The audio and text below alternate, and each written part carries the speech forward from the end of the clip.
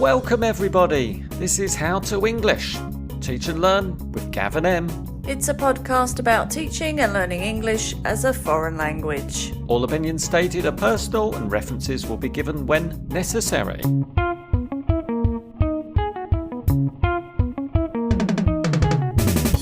Okay, so Em, have you heard of filler words?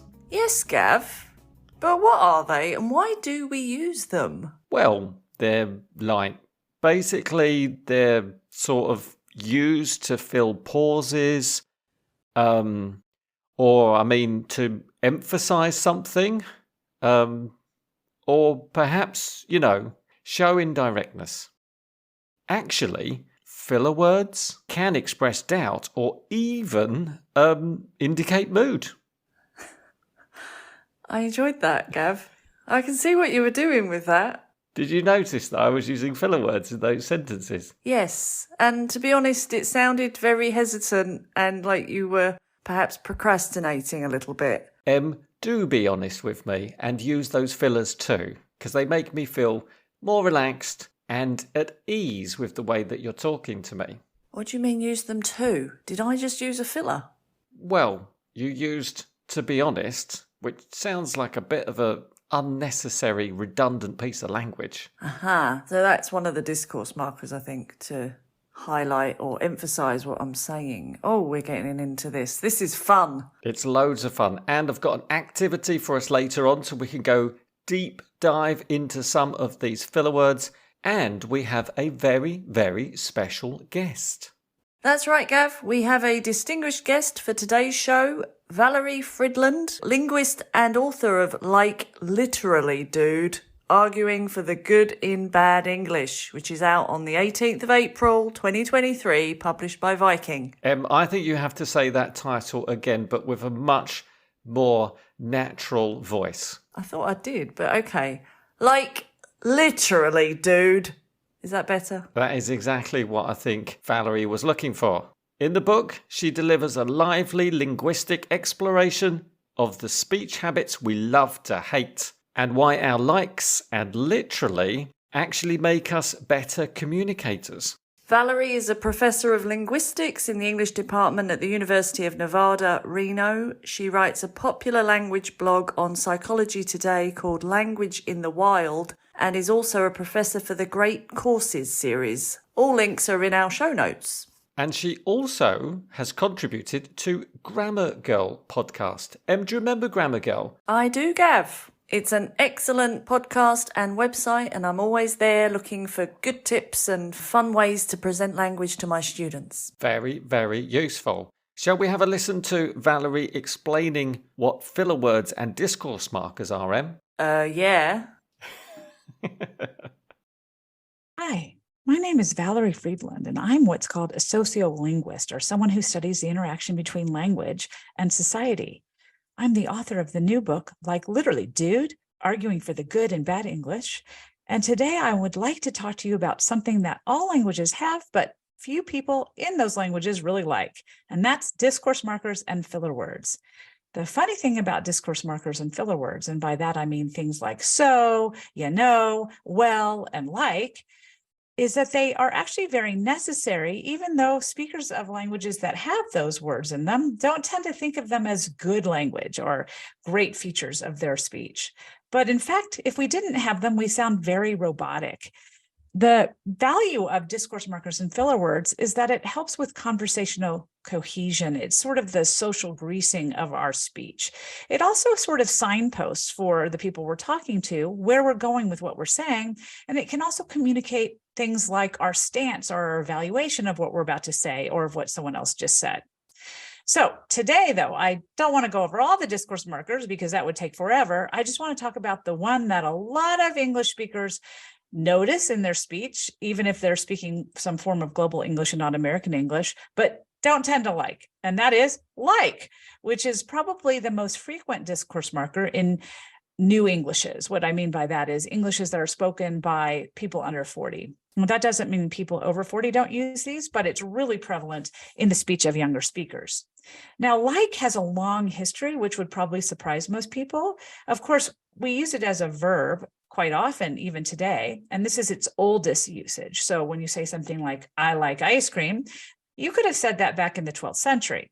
But if you said something like, I like ice cream, that wouldn't have come around until about the 18th century, which is probably surprising to many people because we think of those as Valley Girl speech or Southern California speech. And certainly that wasn't around back in the 18th century. But in fact, it's actually a British feature, and it seems to have spread from Britain to all sorts of places in global English, including Australia and America, among many others. Now, the question is, what does like do? And it seems like serves three important functions as a discourse marker.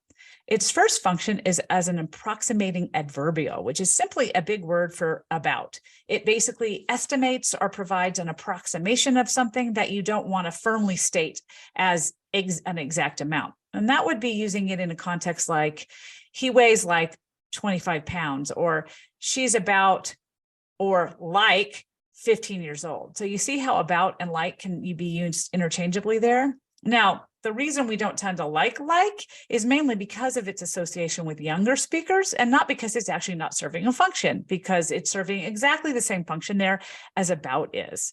And people that don't like are sort of slowly going the way of the dodo, which means that like is here to stay. Another use of like, and probably the one that's even more dispreferred than as an adverbial approximator, is using like as a true discourse marker. And this is the like that ends up at the beginning of sentences or in the middle and doesn't really seem to serve a definable purpose.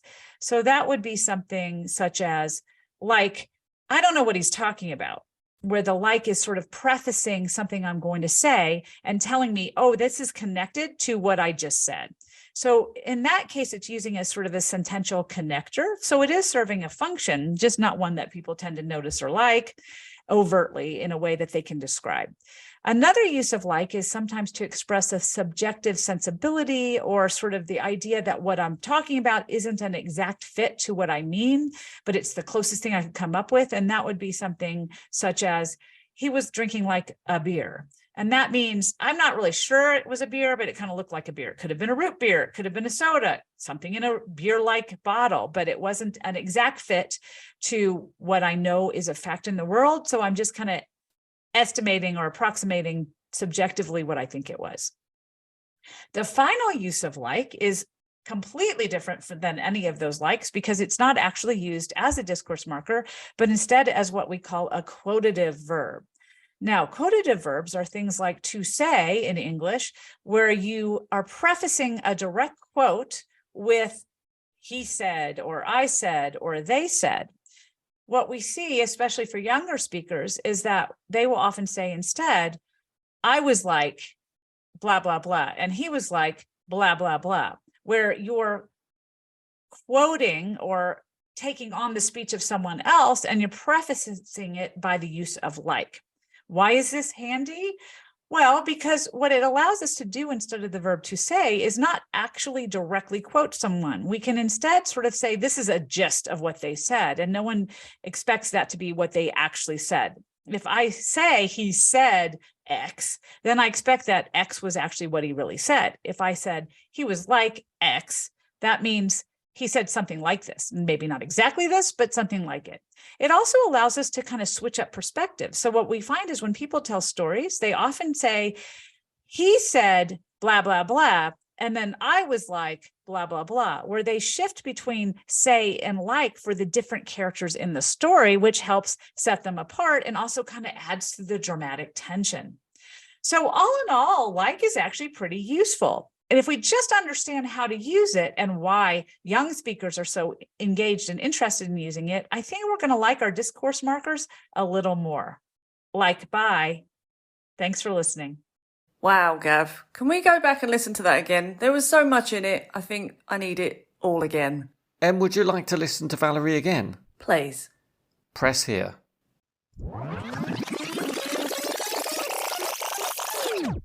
Thank you, Valerie. There was so much information in there. Fortunately, I was making notes. Em, have you got your notes? Got lots of notes now. and I learnt some very useful terminology to discuss discourse markers and filler words. I really like now, Gav.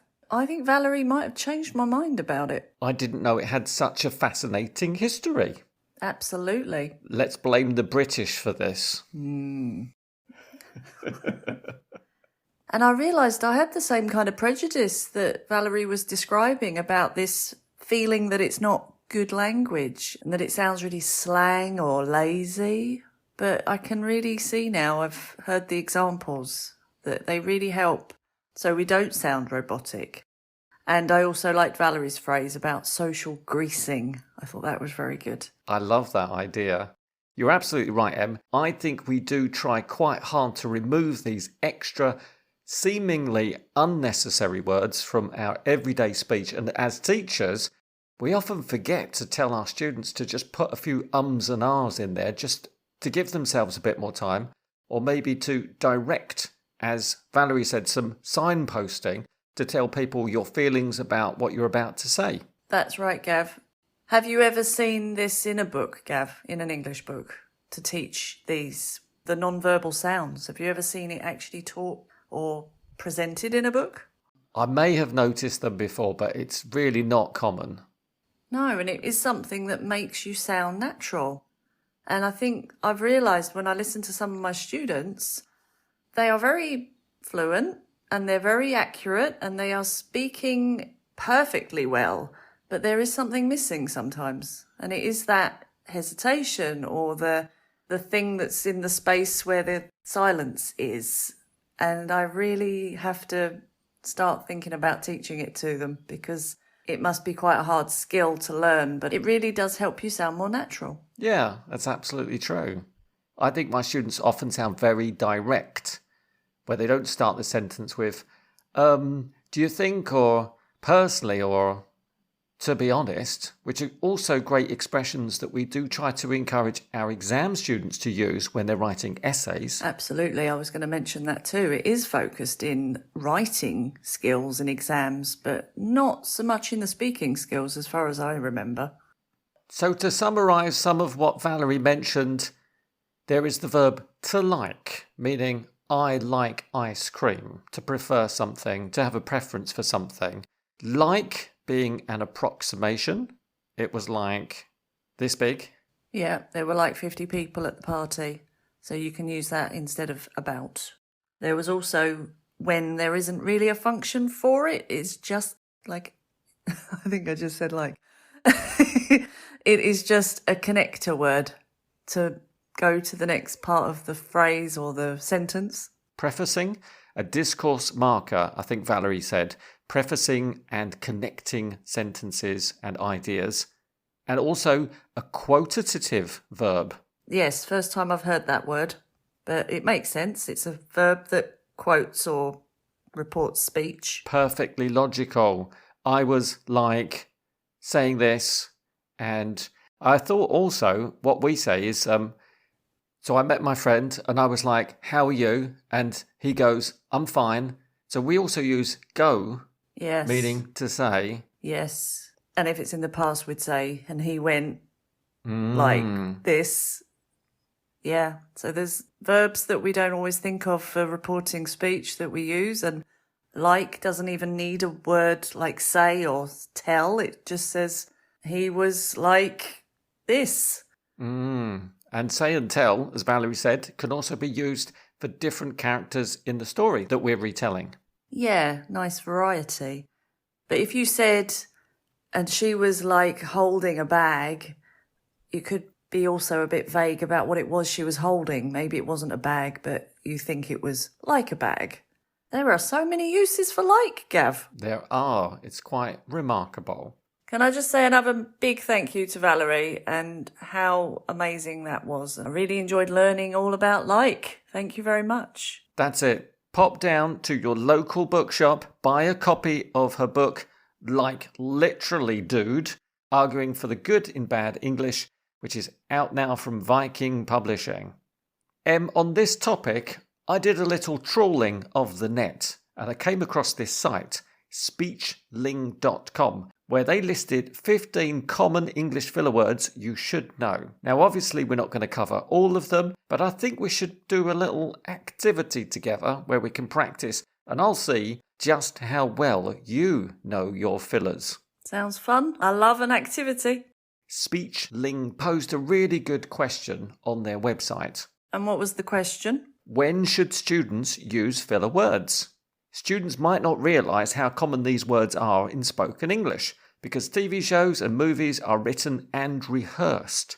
Their dialogues are often stripped of most filler words. Likewise, podcasters and YouTubers will often edit out these little noises and filler words to make their content sound smoother. Ooh, that's a very good point. It is very obvious when you're watching reality TV how different the dialogue is. And I guess filler words are often considered unprofessional because they can make you sound unsure or unprepared. As Valerie mentioned, specific words such as like are associated with teenagers. But as Valerie also said, the people who don't like it are going the way of the dodo. What did she mean by that, Em? That's a polite way of saying they're not going to be around for much longer, so we have to move with the times. Gav, it's lucky our content is so smooth and it doesn't contain any distracting filler words or sounds, isn't it? Em, it's funny you should mention it. I was just listening to a recent episode of our How to English podcast and made this little compilation. Well, I was thinking... I think it might be... Actually, from my side. Actually, so even... Yeah, or it's just... Oh, I think... Yeah, totally. And maybe we're a bit of a... Okay, so there were some conditionals in there, some prepositions. Yeah. And then they look at me like to say... I'm totally aware of the fact... So just using a... And they'll say, I just watch Netflix or something. So maybe it takes a bit longer. Yeah. Of course, if you're only doing... Totally different. Really, really important. Kind of... But I really, really want to talk about listening kind of question, you know. It just comes naturally. I don't think they even know, Gav. I think they just... Oh, Em, I think... Let's mix it up a bit. As I said before, it's very much... I've kind of gone blank, Gav. I guess it's very similar to... Okay. Oh, yes. So, Em, could we just quickly... And finally, let's just have loads of fun learning. Thanks for pointing that out to me, Gav. And I'm going to try not to overanalyze what that sounds like. It's really surprising how many filler words and discourse markers are in our show, Em. I'm sure they're all necessary, though. Well, they were making our speech very approximate sometimes and indirect, maybe to sound more polite as well. Words like, maybe, perhaps, kind of, bit of, or something, which does make you sound more polite and less direct. As I mentioned, Em, I've got an activity for you, and we're going to practice some of these filler words. I'm sending you a Google Docs presentation. Have a look. Slide 1 is O, spelled O-H. O is one of the most common filler words in the English language, and people of every age and dialect say it. So we have an example sentence here. The example is, I don't know. Where will you put O into that sentence, Em? I think it would be, oh, I don't know. So at the beginning. It sounds good. Why would you use it there, and what does it mean? It would sound really weird if it was anywhere else, and I think it would suggest I'm surprised. Oh, it does sound surprised. Yes. Check your answer on the next slide. Oh, Gav, that is correct. Well done. Did you like that? I'm surprised. What's on the next slide, Em? The next one is you know, or you know, but I think most people would say you know. Let me read the example sentence to you. We use a lot of fillers every day. Now, where are you going to put you know? You can put it lots of places, I think. You can say, you know, we use a lot of fillers every day. Or we use a lot of fillers every day, you know? They would both be very good answers. I suppose you could also say we use a lot of, fillers every day. Oh, that sounds good too. You could put it almost anywhere. I guess we're checking for agreement. Or maybe we already know the person agrees with us, but we want to reassure them that we have the same opinion. Yeah, it's sort of doubt, isn't it? There's a bit of doubt there if you put it in the middle or at the end. But I think at the beginning, it's also, I'm thinking a bit, this is what I want to say and I'm thinking how to say it. So, we use a lot of fillers. Or maybe, we use a lot of fillers every day. Intonation is really important too, isn't it? It changes the meaning a little bit. Check your answer, Em. Yes, I am right. What's the next one? I mean. And your example sentence is, Gav and Em's podcast is really informative. I would probably start with it, I think. I mean, Gav and Em's podcast is really informative. I like that. And why would you use it? This is difficult. I think it's kind of what it is. It's what I really want to say. It tells you that I mean it. And maybe it's a bit of a pause as well. You could be responding to somebody when they say, well, what do you mean? And you say, I mean, Gav and Em's podcast is really informative. So you're explaining something. And emphasising it, I think, as well, in that situation. Well, because you repeated the verb mean. But if you start with something like, I mean, it's a difficult job to do, I think you're just showing a bit of hesitation before you speak. And many people start sentences with I mean, even though it seems to have no connection with the previous sentence. Somebody else said, You're right, Gav. You're absolutely right. I mean, do you get what I mean? Sounds weird, but okay. Em, let's do one more. Perhaps our most favourite word. This is a good one. So. So, let me give you the example sentence. What are we doing next? We use so in sentences like, oh, that's so nice, and that's an intensifier, but we wouldn't use it in a sentence like, what are we doing next in the same way?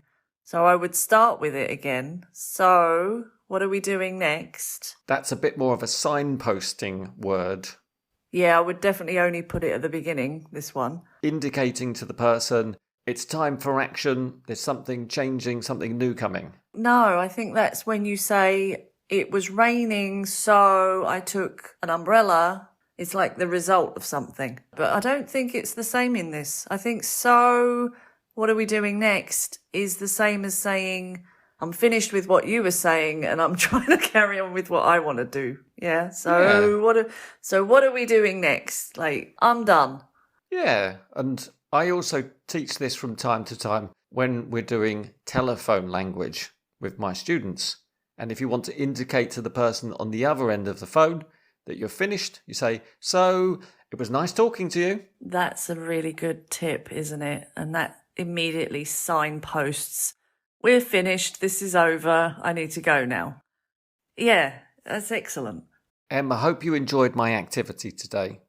I did, it was brilliant.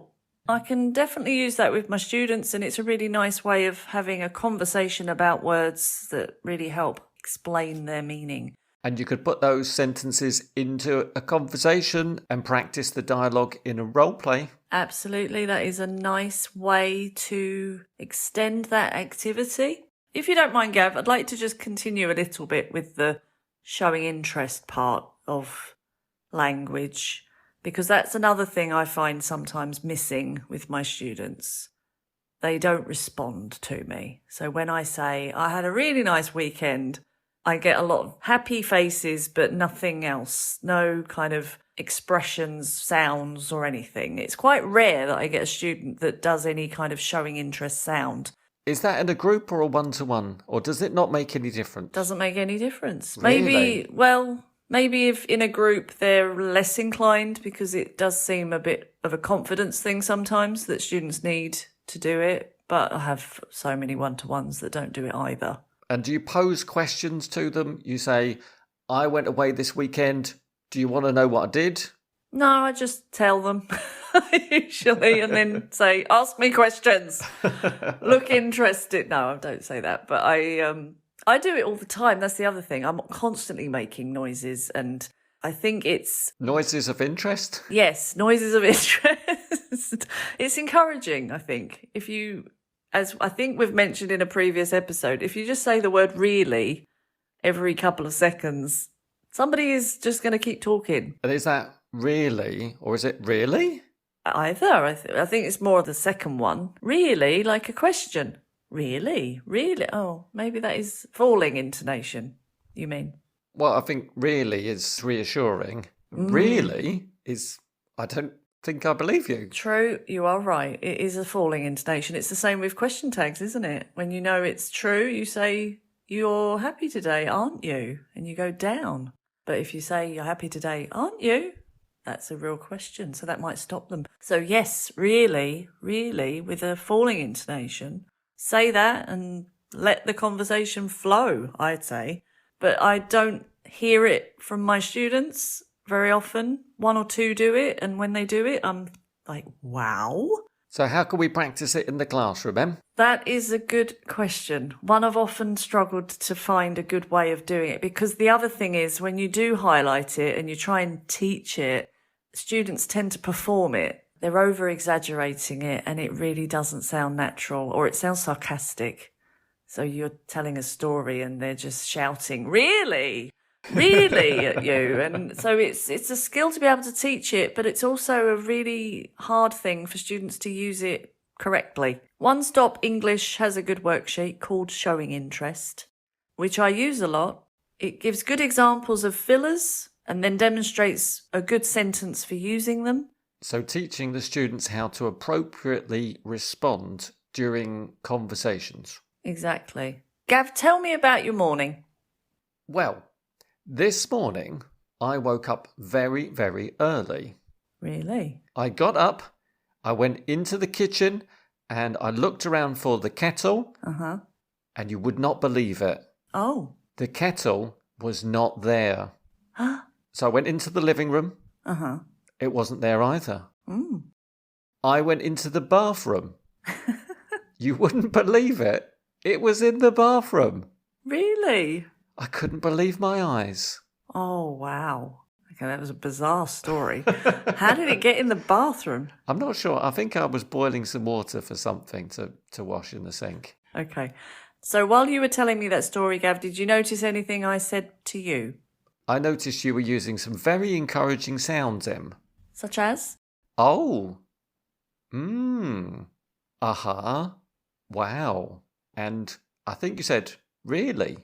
Yeah, I think I was posing some of them as higher intonation because I couldn't quite believe what you were saying, so I wanted you to confirm. But yes, all of those. Showing interest, sounds and words. Okay, Gav, tell me about your plan for dinner. For dinner, Em, I think I'm going to have spaghetti and veggie meatballs. Are you? Yes. I'm going to boil the spaghetti. I'm going to fry the meatballs. I've decided to have this dish because yesterday I only had vegetables. Did you? Yeah. I'm on a very light diet and every other day I'll have something super healthy. Will you? Mm. Okay, Gav, I'm going to stop with the questions because I think you just want to keep going, don't you? I could go for hours talking about my food, Em. And you want to keep going also because of the way I'm making you carry on. It was very encouraging. You kept asking me things. What was I doing? They sounded like auxiliary questions. They were. Such as, did you? Will you? Are you? These are very good questions to use if you want someone to keep talking. I wonder if this is difficult for our students, though, Em.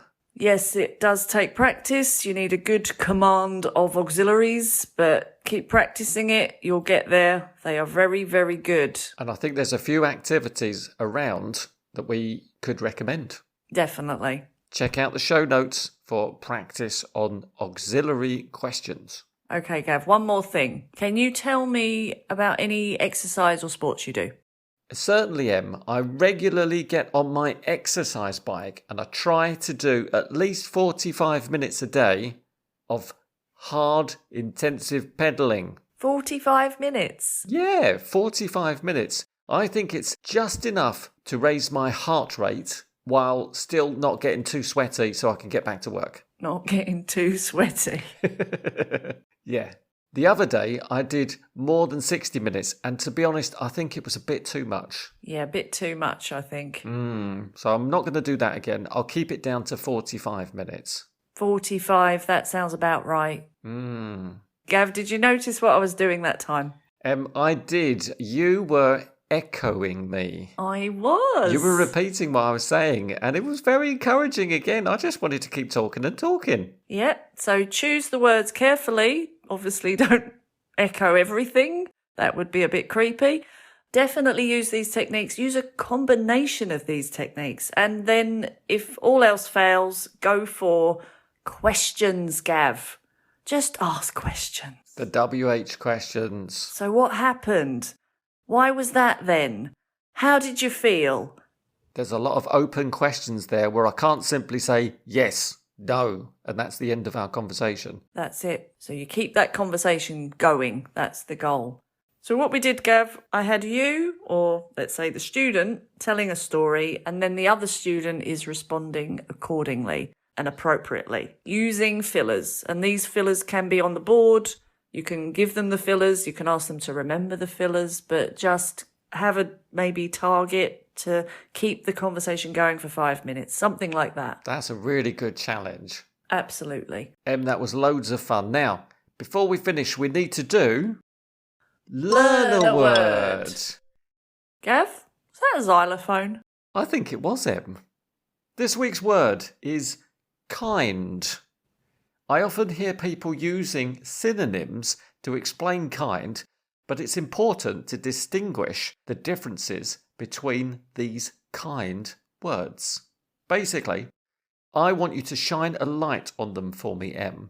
So we're just looking at kind in the adjective way of saying this person is kind. We're not looking at like a kind of person or a type of person or a sort of person. Not that kind of kind. No, and we are exploring this world through the lens of a thesaurus. Oh.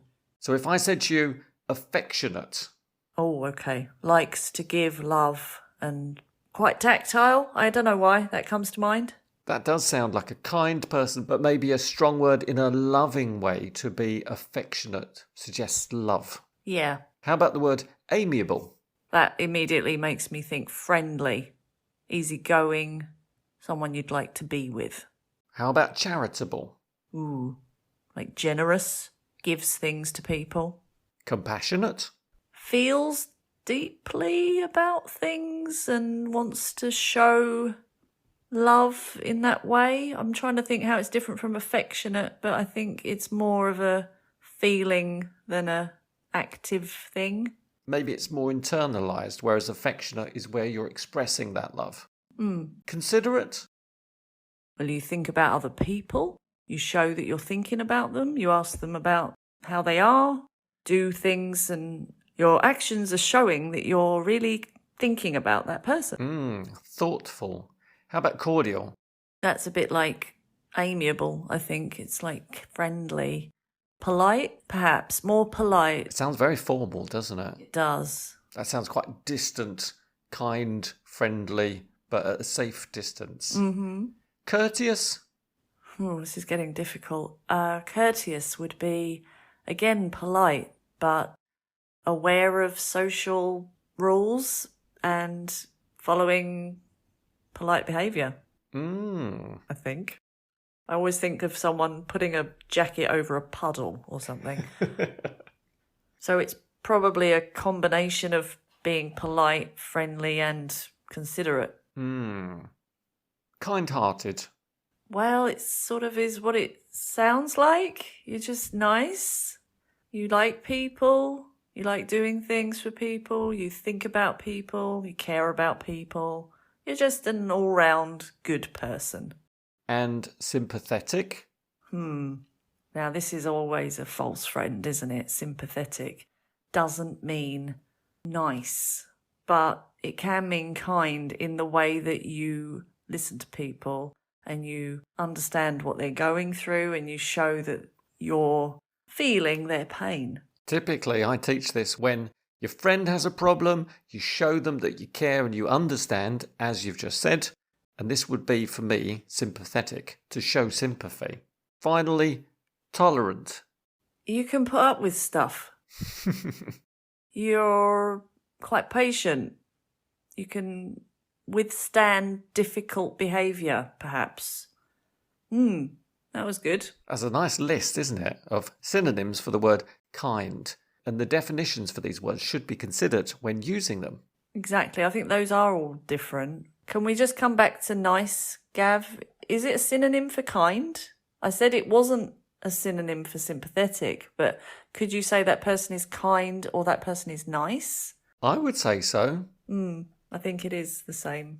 Maybe kind does suggest they do things for other people and they are very friendly. That's exactly what I was thinking, Em.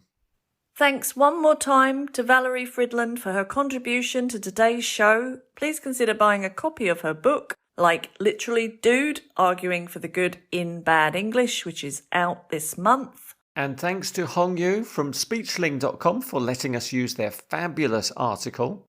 And thanks to the mysterious xylophone player from our Learn a Word feature. You can find all the links to today's show in our show notes. And don't forget, if you enjoyed today's show, please consider buying us a coffee or a tea on coffee.com/howtoenglishpod. And a special thank you to Charlotte from English in Athens on Instagram for her continued support to our show. We're really, really grateful. Charlotte and Pearl from Pearl English Teacher, also on Instagram, will both feature on our next episode. And that episode is going to be all about being a teacher on social media, so make sure you don't miss that.